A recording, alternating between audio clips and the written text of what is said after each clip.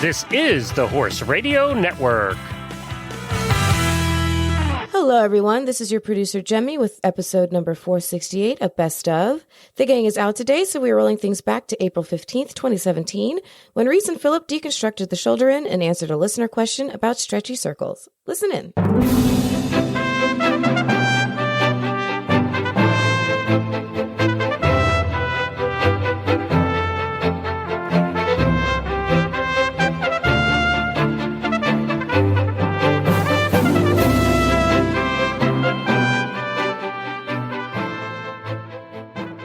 This is Reese Koffler-Stanfield from Georgetown, Kentucky. And this is Philip Parks from Rockwood, Ontario, and you're listening to the Dressage Radio Show. Hello, everybody. Hello, Jen, who's producing for us today.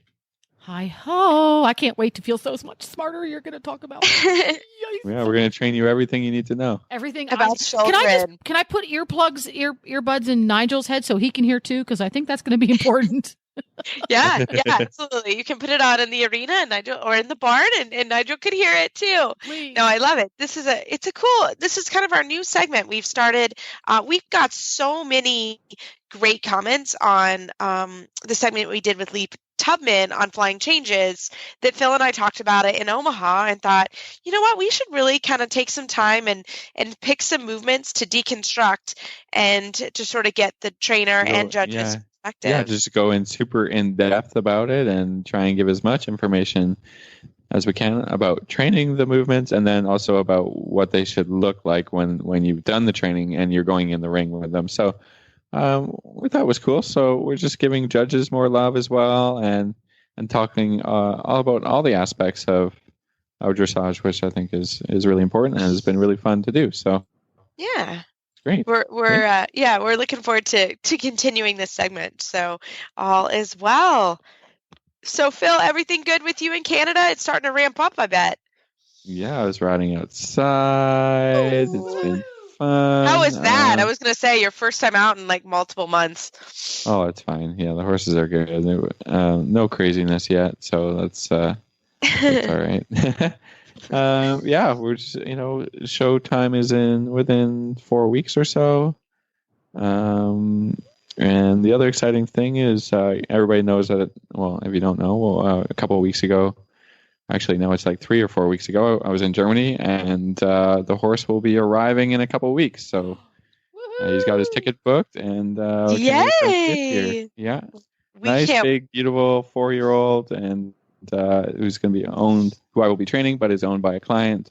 Once he gets his basics down, then she'll be riding him, and that'll be great. So really excited about that, and really happy. And it's another great thing about the summer. We get some more horses, to start.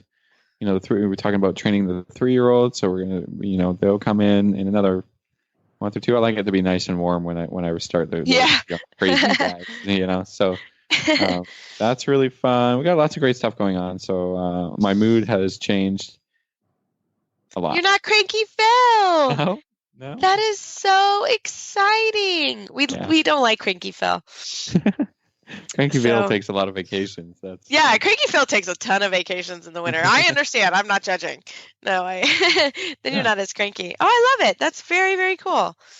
Very good. And we're continuing our showing. We go next weekend even. Start with the young rider selections. So all right. Yep, we're looking forward to it. Mikey, follow me. He gets to go along everywhere. When I go, he goes. It's He's like a go-along guy. He's the go-along guy. He gets to go everywhere this year. If he wants to or not, he is going to go on. And I apologize, everybody. I have a little bit of a cold, so I'm sorry if I sound nasally, but getting over that. So, we're full speed ahead here, and it's been beautiful weather. We opened the doors to the indoor today, and so that was fun. The horses all loved it. They were like, oh, yes, this is so nice. They've been out, and the grass is so green, and it's been nice to sort of get home, and now everybody's settled and in routine, and it's all good. So, Perfect. I love it. Well, we have, because everyone is kind of getting ready for horse shows now, we have a great segment from Jaralyn Gibson Finn, and she will talk about shoulder in today. And I hope everybody's going to really enjoy this segment as much as we did. They had been together for years, since he was just a colt. When he got stubborn, she would gently coax him on. When he got scared, she would reassure him and stroke him gently on the neck. She spent hours building his confidence, his strength, his balance, teaching him to dance. Pirouette, passage, piaffe, the final salute. The crowd jumped to its feet and cheered. It was the moment they had spent a lifetime training for. But all she could think about was how special he was and how she loved him. This love story is brought to you by Endure Extra, providing high-fat calories, direct-fed microbials, and natural vitamin E to support optimal condition and performance. The horse that matters to you matters to Kentucky Performance Products. Call 859-873-2974 or visit kppusa.com to order today.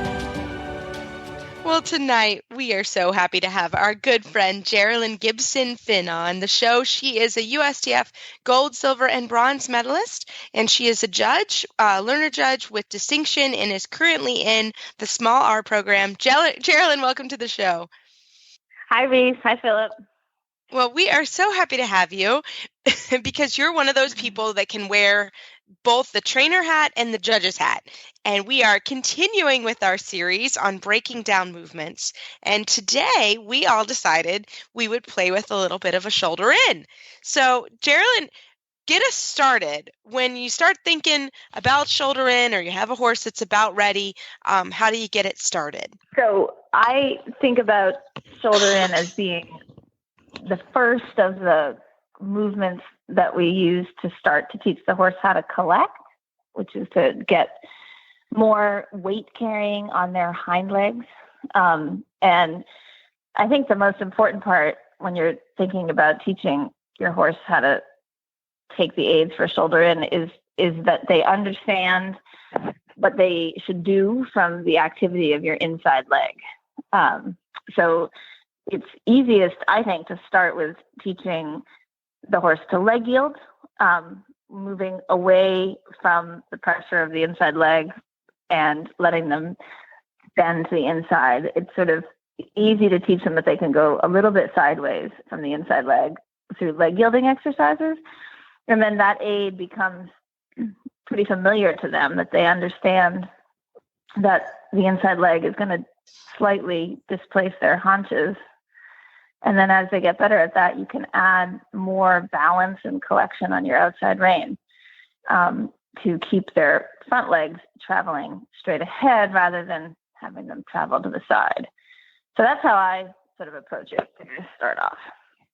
Yeah. So do you also, leg yield, turn on the forehand? Are those all things that you kind of would have as a precursor to starting with? Yeah. You and I both know this from our time with Mr. Schumacher. The turn on the forehand is his favorite part of this because it gives the horse the opportunity to really just think about getting the aid from the inside leg and moving their feet, and get the aid from the inside leg and move their feet sideways carefully over without any confusion as to how fast they're supposed to go or where they're supposed to bend or what have you. So yeah, starting with a turn on the forehand is a fabulous way to get the correct reaction from your inside leg. Teach them how to take their inside hind leg towards their midline or adduct their inside hind leg. I agree. Yeah. And so when do you start this? I mean, what age horse or level of training would you start to say, okay, this is kind of the time that I'm going to work on the shoulder in?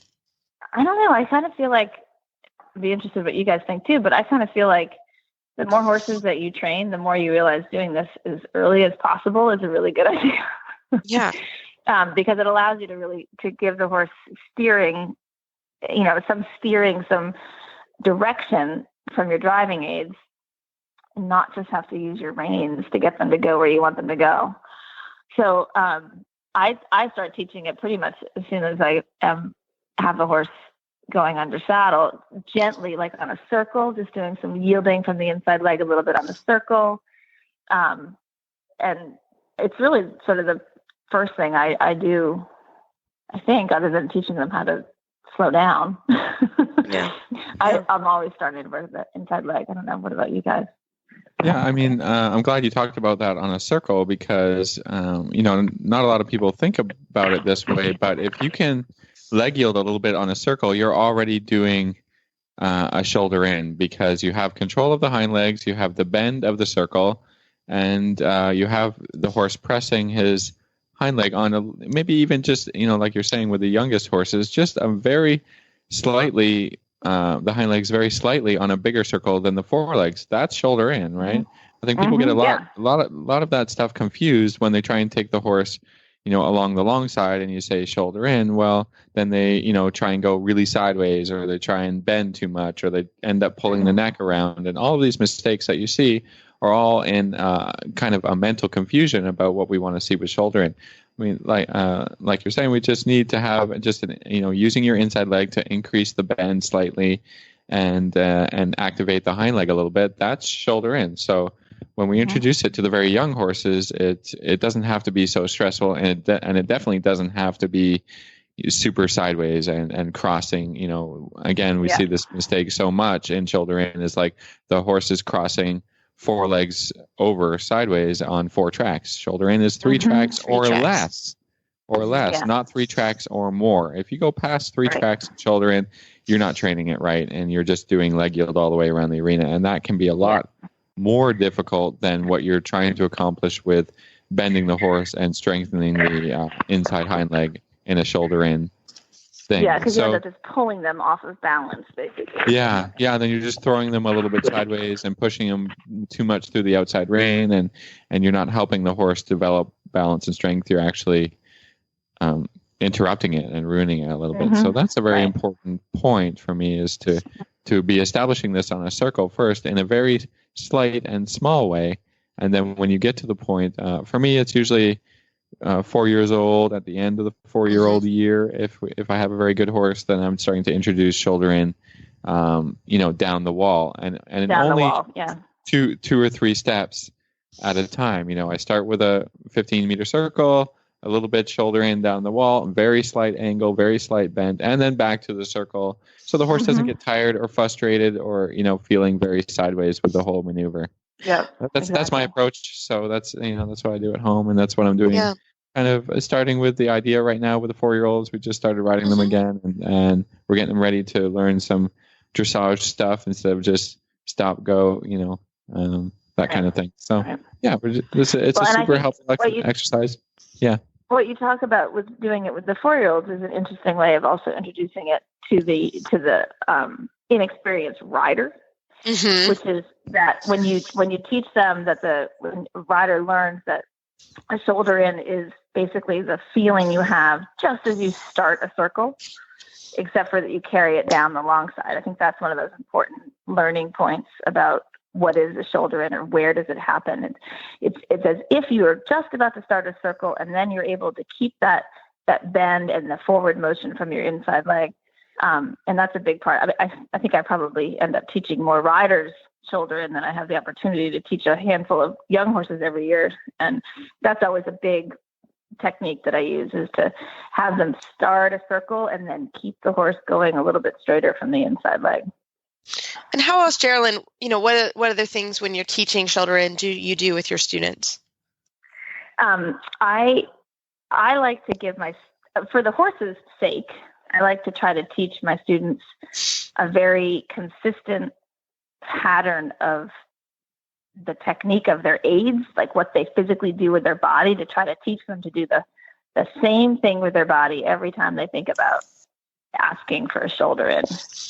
And for me, the big issues with shoulder in are when people almost basically try too hard and they end up using the reins too much. The horse loses its forward energy, or it gets overbent, or they are kicking so much that they lose their position of sitting on their inside seat bone. They end up pushing themselves to the outside, etc.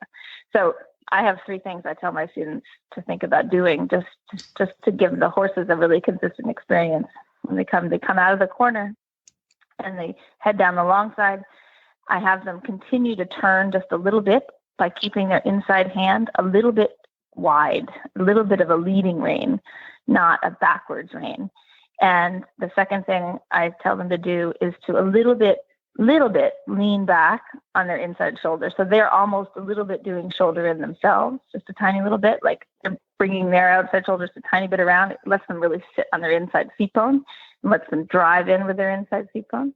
And then the third thing is to keep your inner leg at the girth and keep it active, because that's what's going to direct the horse to stay on the line and not just turn onto the circle. So it's those 3 points, kind of like a flashcard. Like when I say shoulder in, I want my students to think I bring both reins actually come a little bit to the inside. So the outer rein lays against the neck of the horse without crossing over, which kind of gives them the feeling of pushing. And the inside rein goes a little bit wide. So both reins shift a little bit to the inside. Lean back and sit on your inside seat bone, and then activate the horse with the inside leg at the girth. So like 1, 2, 3, 1, 2, 3. And so I usually just have people practice those physical actions before they pay any attention to what's happening with their horse. And if they're lucky enough to be on like one of my schoolmaster horses, then they look up in the mirror and they realize they're doing shoulder in. Yeah, no, I think that's a really good way to think about it. And the only thing that I would even say is just open that inside shoulder a little bit. Because I always like to think that my shoulder's sort of parallel to where the horse's shoulder is going to be. Yeah, that's my what shoulders I was trying and to hips. describe. Like exactly, like you little bit turn. Like you're talking about bringing your inside shoulder a little bit back, right? So what you mean by open, yeah. like So I think bring it back in the direct. Yeah, that's exactly that's my second. Yeah, I agree totally. No, and then the horses that. tend to follow that body language, and it's easy for them. I also think it's a really important point to try to teach people that the goal of shoulder in, like, is that once you've turned, you can use your inside rein a little bit to turn the horse's front legs a little bit off the line to get them onto 3 tracks. But then you need to keep the line with the driving aid of your seat bone and your leg and the balance of your outside rein. The horse would be like pushing into your outside rein, and that I always want to be able to see my upper level students if they can put their inside hand forward in the shoulder in and the position of the horse doesn't change. Like if you have to hang on your inside rein to keep the shoulder in, then you don't have it right. It's not working. Yeah. It's not working. That's a good test too, just to see, can you float your inside hand a little bit forward, and is the horse actually on the outside rein? I think that's the time where people like to have a little bit of a, if there's going to be a fault, the outside rein's going to be on a loop almost. And then you know for sure that the horse isn't actually driving under and going to the outside rein. Pushing to the outside rein. Yeah, I was just going to add a couple of things to that, is to pay attention to where you're looking a little bit in the beginning, because you have to be looking across the arena, because that's your goal and destination. And just to draw attention to the thing that Jaralyn said is an active inside leg, because I see way too many people just plant their inside leg on the horse's side and push and hold that leg on. And then that's not going to work either, because the horses, when you do that, actually sit against that inside leg even more.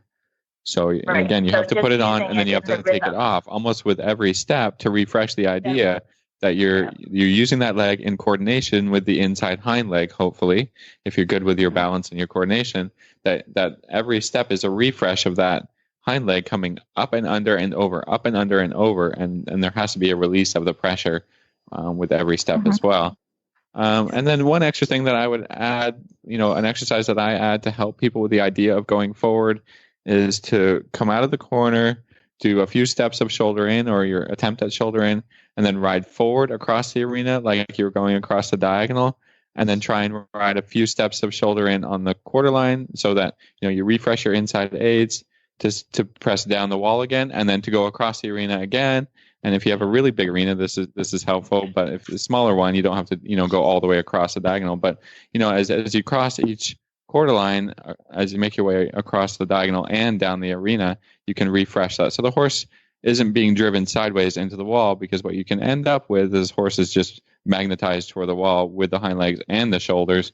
Then you get a little bit too much of that shoulder out idea, and the horse is kind of stepping into the kickboards instead of freeing the balance into the arena. Yeah, when you just said that up against the board, that reminded me of another Schumacher exercise, actually, which is probably pretty useful, which is actually to do a head to the wall leg yield sometimes to teach the horse. Like if you have a horse that's running off too much and not giving enough carriage behind. Do it going into the wall a little bit, like on the second track, so he's not claustrophobic. And then giving the aids for a little bit of shoulder in, and then the reins don't have to stop the horse from making a mistake. The wall kind of acts as a guideline. That's a great introduction to it as well, if they're a little bit unsupple off the inside leg. Absolutely. Well, Jaralyn, thank you so much for coming on and putting on your trainer hat. And right after this commercial break, we're going to come back with Jaralyn Finn, and she's going to change her hats and put her judge's hat on. And we're going to talk a little bit about from the judge's perspective. Fairfield Inn and Suites North by Marriott Lexington is the ideal hotel for you, as they are the closest hotel to the Kentucky Horse Park. They have the most spacious guest rooms and suites in the area, and they're only 4 miles from downtown Lexington. Fairfield Inn and Suites North offers complimentary breakfast, free Wi-Fi throughout the hotel, free parking, a business center, an indoor swimming pool and jacuzzi, an outdoor patio with grill, laundry facilities, and much more. You get hungry, Cracker Barrel is located right next door, and there are 4 other dining options available within walking distance for breakfast, lunch, and dinner. Of course, Lexington is known for the Kentucky Horse Park, University of Kentucky, Keeneland, and the historical Kentucky Bourbon Trail. Enjoy a terrific hotel experience while you're touring Lexington. There's no denying that the Lexington North Fairfield Inn and Suites is the best value in town and will meet all your hospitality needs. Just Google Fairfield Inn North Lexington and make your reservations today. Well, we are back with Jaralyn Finn of Finesse Dressage, and she's changed to her judge's hat. Jaralyn, welcome back to the show. Hi, Reese. Hi, Philip. Thanks. Glad to be here. So you are currently in the small art program, right? So you are That's right. getting this hammered in from the judge's perspective. So let's get into it. We first see shoulder in when in the test. In second level, it's the first lateral movement introduced to sort of start to show collection in second level. So you see it in second level test 1. In fact, it's sort of the only lateral movement in second level test 1. And so what are you looking for when it's first introduced in second level? Yeah, so I think in general, second level is one of those, it's a little bit of a nightmare for people that are approaching it the first time, because the standard is significantly higher than first level and training level, because your horse is now supposed to start to have a level or uphill balance, and so beginning of actually being collected. So shoulder in is technically always done in a collected trot, and it's what you're looking for with, I think at second level test 1 and in second level in general, you're looking for the horse and rider to show the essence of a shoulder in, but you're probably, as a judge, also trying really hard to make sure that in an effort to get something that looks like a shoulder in, the rider isn't messing up the basics of the horse, which means that just because you need a little bit sideways and you need 3 tracks, you don't want to make your horse lose its impulsion is the most important basic there. And because you're now using the reins to displace the front end a little bit, you also are looking as a judge to see that they're not harassing their horse too much in the contact. Yeah. So at the lower level, you're really looking to defend the basics, like that the horse has a nice impulsion that doesn't get disrupted because of the lateral exercises, and that the connection is still harmonious, and the horse is accepting the bit and it's on the bit, and that the rider doesn't screw up the comfort and the connection that the horse has in the front because they're doing the shoulder in. And then you want to make sure you see sort of 3 tracks, that it's clear that the shoulders are a little bit on the inside.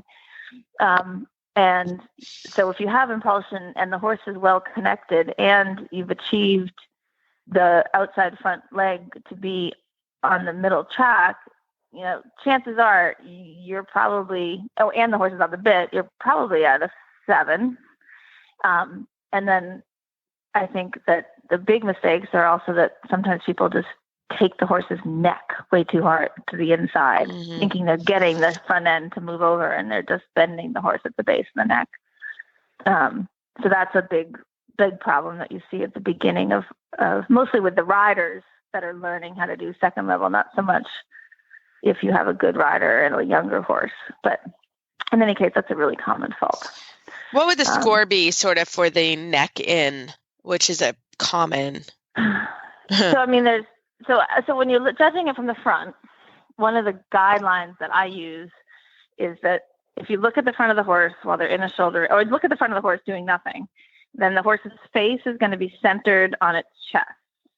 And then when you are asking for a bending exercise or flexion, something that has, particular amount of flexion, like a shoulder in or even a leg yield or whatever, I want to make sure that the bending of the rider, of the horse, the flexion of the horse, doesn't take the horse's face past the line of the inside shoulder. So like if you drew a line straight up from the horse's inside shoulder, you don't want to see the horse's face pulled to the inside of that line. And so that's sort of one of my guidelines. And if it's dramatically pulled to the inside, but the horse still has a lively impulsion, the horse isn't pissed off in the bridle. Sorry if that's not appropriate. If the horse isn't upset with the contact, then, and it's still a shoulder in on 3 tracks, then it can be a 6. It really depends on the degree of disruption that the overflexion is causing, if that makes some sense. You know what I mean? And sometimes people just get the neck and the feet don't do anything different. And then that's not going to be more than a 5 for sure, if not lower. Does that make sense? Yeah, so I think that's good description. That's great. I like the shoulder line description. So that the nose comes away from the center line of the horse's chest, but not further than it. So I think we can all visualize that and have a good idea about how much bend we're talking about. And I think and for then me, you have like a problem the of shoulder in. Yeah, sorry. Yeah. What was that? No, I was going to talk a little bit about the 4 tracks versus overflex. Yes. Yes. Yeah, go ahead. That's perfect. That's still not going to be an 8. You know what I mean? But if it's a happy horse with good impulsion and it stays happily on the bit, and you've made a mistake of having 4 tracks, you're still not.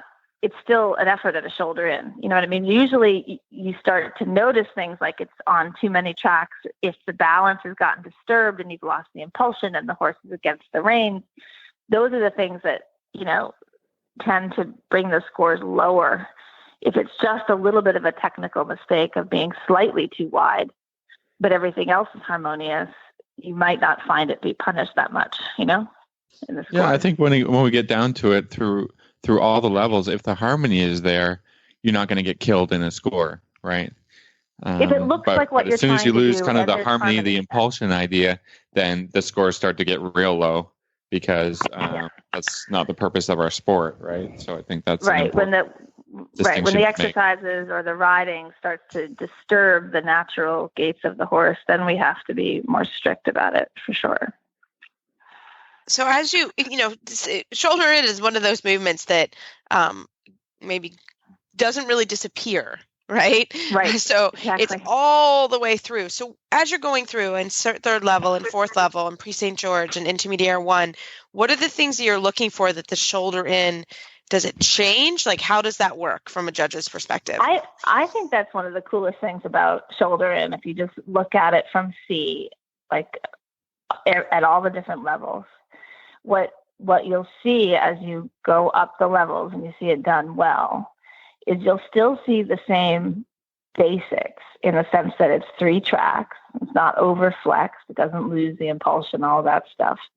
But the more collection the horse has, the more it has the strength to carry its weight more on its hind legs while maintaining a lively impulsion in the shoulder in, then what you start to see is a bit more air time, and you'll see the reach of the outside front leg, the reach, so like height and reach and ground cover will start to grow, and it's sort of the shoulder in then enhances the amount of the impression of being off the ground that the horse has the higher you go up in the levels.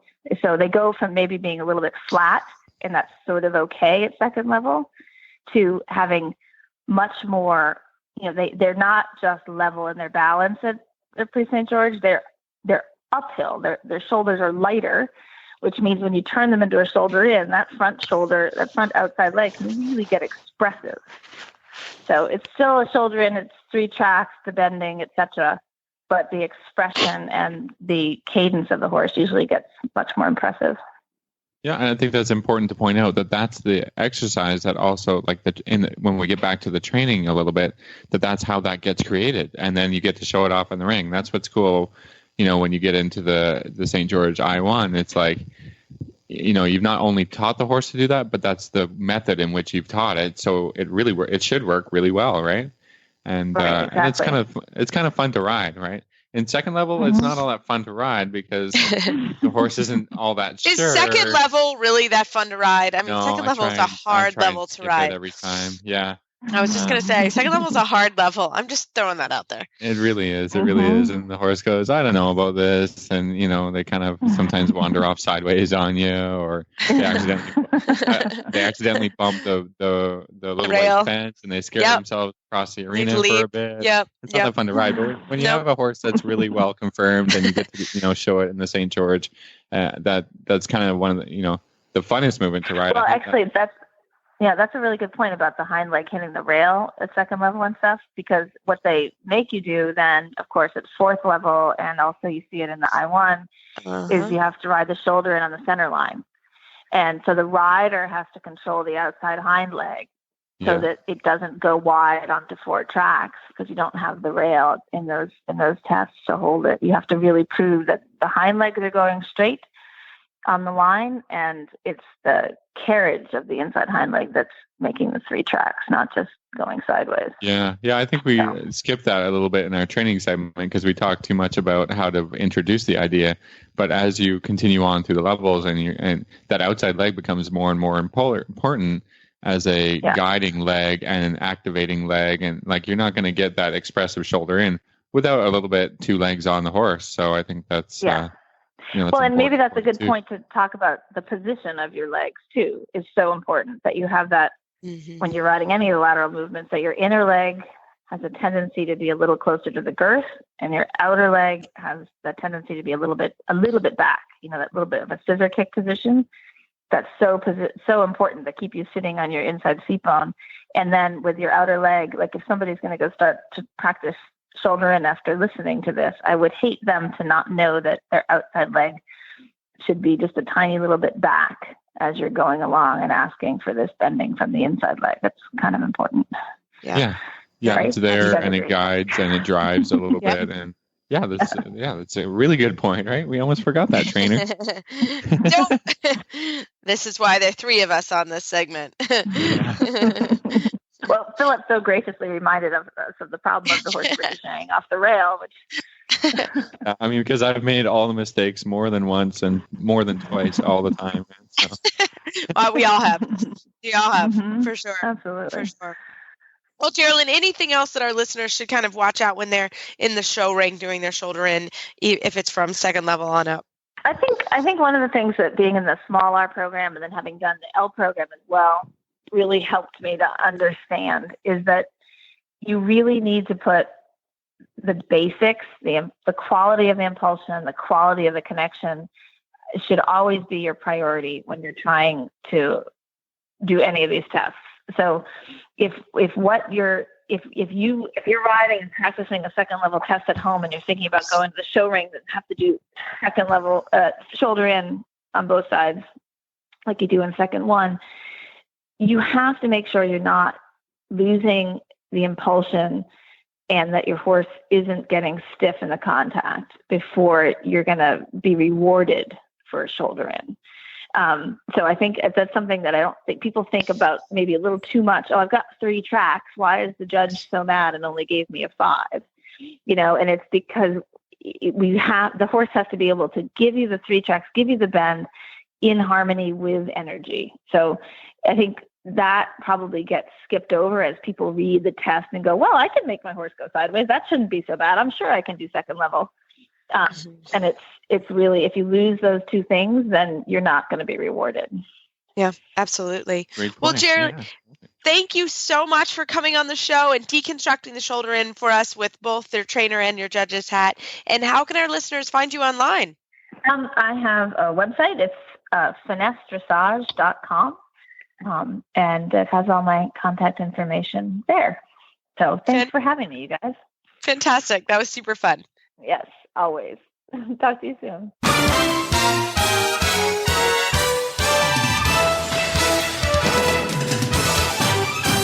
This week's dressage training tip is brought to you by Total Saddle Fit, home of the shoulder relief girth at TotalSaddleFit.com. Well, Jen, you're always awesome with our listener emails and questions and Facebook shout outs. So we're looking forward to it. It's like Phil and I don't really know the questions, so it's like Jeopardy, or it's like a game show for us. We're like, what is Jen going to ask us? Well, you try and stump us this week. Why don't you? Yeah, come on, Jen, for our Total Saddle Fit tip of the week. Jen, what's our question from a listener? This is my horse needs impulsion for 200, please. Yeah. And here is the question. Dear Philip and Reese, I need help on my stretchy circles. My horse stretches beautifully through his neck, but loses impulsion, according to the judge's remarks. If I try to push him forward, his head goes up, he loses his bend, and it all goes sideways. Well, this one might be European. That's a UK kind of a saying right there. Can you recommend any exercises that would help my little Appaloosa stretch and maintain the forward trot I've worked so hard to develop? Dun, dun, dun. Dun, dun, dun. So, Phil, you want to tackle this? You want me to go first? Go first, and then okay. And then I'll get ideas from your ideas. Exactly. That's why Phil always goes second, everybody, because he bumps off of me. Next week I'll go first, okay? Sure. No, but the very common problem and in a common question for sure for everybody. So last year, Jennifer Roth actually did a great segment. We talked about stretchy circles when she deconstructed, I think, the training level test. And I actually, the good part about Phil and I doing this show every week is we also get to learn new things. And one of the things that I loved and I instantly started using with my teaching when teaching the stretchy circle is to think about the stretchy circle in 4 different parts. I think a lot of times people start the stretchy circle and sort of, lengthen the reins, say a little prayer, and hope the horse puts their head down and hope, can't wait to get to the end of the circle. Well, and like I said, I'd love to take this as my own idea, but it wasn't. So Jennifer was talking about, as you're on a 20-meter circle, think of that circle in 4 different sections, 4 different quadrants. And in the middle of each quadrant, you have to sort of reestablish some bend and reestablish some energy. So let's say, think about from, the circle has 4 circle points, and in between each one of those is sort of the quadrant. So 4 times in a stretchy circle, you're going to actually supple the horse on the inside rein, even in a longer frame. Put on your inside leg, connect them a little bit more to the outside rein, and that would be a great time to ask to keep the energy and the impulsion there. So again, you're sort of talking to the horse or reestablishing some communication as you go through the stretchy circle. And then I also like to think that when you do the stretchy circle, that the horse's nose is at least to the point of their shoulder. And I think that that's a pretty good visual. It has to be there. So as you go through the stretchy circle, at least 4 times, it doesn't mean you can't do it 8 times or more if you need it, just to put your inside leg on and reestablish the bend as the horse goes on the circle. So I think that will really help you with keeping the forward and keeping the engagement and keeping the push. Phil, you're up. All right. I like to look at this problem as a connection issue. So if I'm picturing this horse in my head, it has a really great relaxation, but not a great connection from the hind legs to the front legs. So the horse takes this opportunity to just sort of relax and trot around a little bit. And so if that's the case, you have to think about keeping the horse's back up. and still it's still the horse has to be working in this thing. And so, the stretch circle is not just a relaxation point. When we talk about the stretch walk, we give the horse to the buckle, and he gets a little bit of a relaxation time, especially in the early test, the training level and first level sort of thing. But here in the trot, we must keep the engagement. We must keep the connection.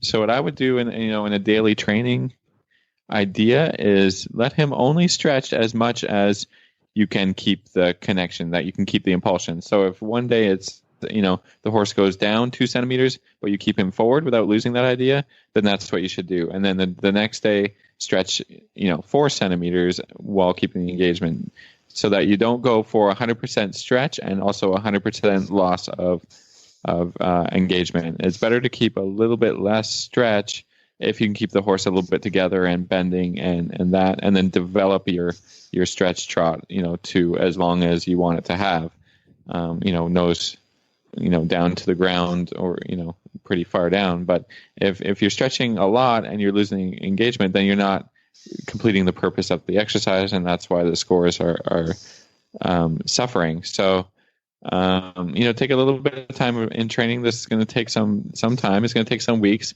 and then by the end of it, hopefully you have, a full stretched horse with the engagement. And another exercise to think about is leg yielding on the circle.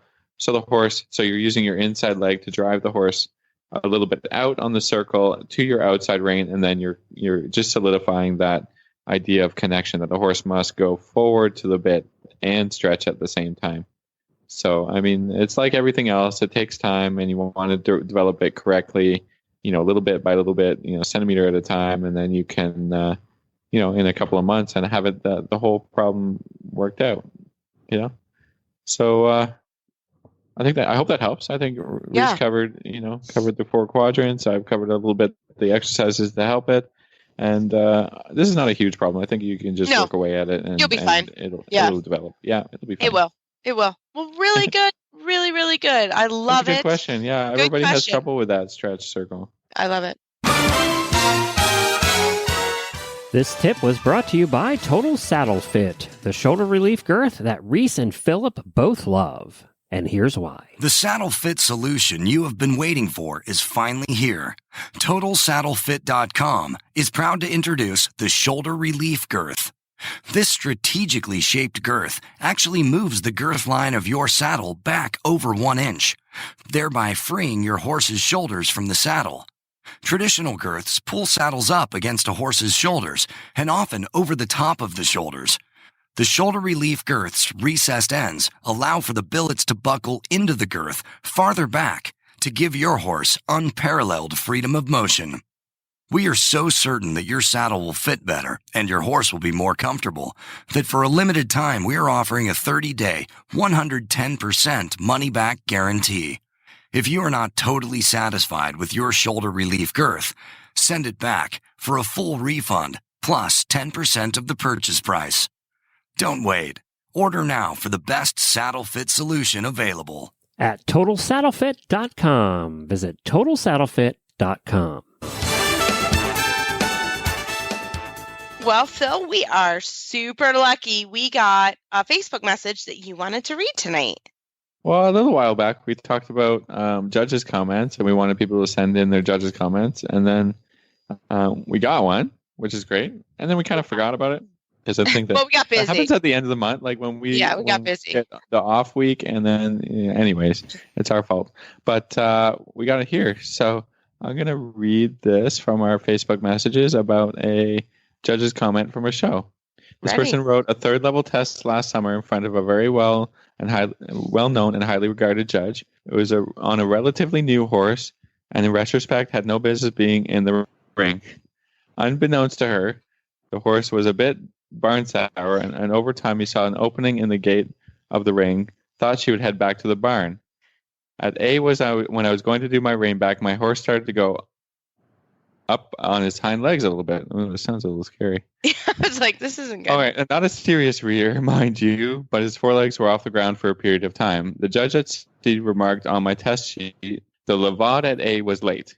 Despite the disappointing test result, I came home from the show with a smile recalling that one moment and remark.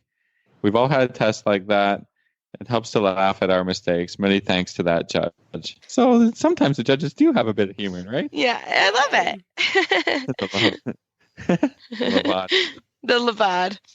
Yes. Unintentional Lavad. Whoops. We've all had that happen. Yeah. That's great. Well, on that note, everybody, you can find our show notes and links to today's guest on our website, dressageradio.com. Like us on Facebook, just search Dressage Radio Show. Follow us on Twitter at Horse Radio. My website is maplecrestfarmky.com, and my email is reese@horseradionetwork.com. You can find me best on Facebook, or my email is philip@horseradionetwork.com. I'd like to thank our sponsors this week for allowing us to put on a good show. And don't forget to check out all the other shows on the Horse Radio Network at horseradionetwork.com. Everybody, keep your heels down and your shoulders back, and we'll talk to you next week.